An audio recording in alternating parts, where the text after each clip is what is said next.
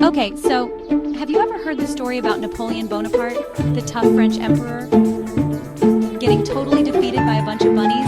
No, seriously, this isn't some weird bedtime story. It actually happened. Picture this. It's the early 1800s, and Napoleon, who's just wrapped up a big treaty, wants to celebrate with a massive rabbit hunt. Kind of like, hey, I just conquered half of Europe now. Let's chase some adorable fluff balls for fun. So his chief of staff gets super into it. He gathers hundreds of rabbits, like cages and cages of them, lining them up for the emperor and his VIP guests. The plan: open the cages, let the bunnies loose, and let the hunting begin. But things get weird. When the cages are opened, these bunnies don't bolt for the bushes like normal rabbits.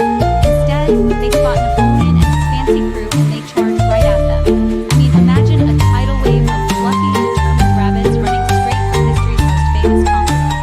Napoleon, expecting an easy hunt, is suddenly faced with a bunny stampede. The rabbits swarm his boots, climb up his coat, hop onto his lap.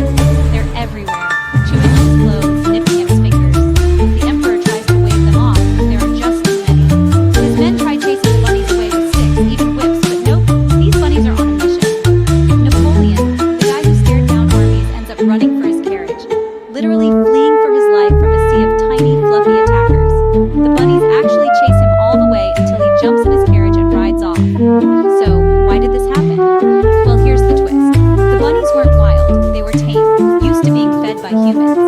So when they saw Napoleon and his party, they thought, oh, snack time. Instead of running away, they rushed over expecting treats. But to everyone watching, it looked like Napoleon, one of history's greatest military minds, had just been defeated by a cuddly, unstoppable bunny army.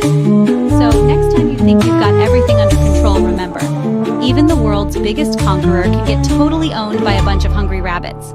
Who's the real boss now? And that's your wild history fact for today.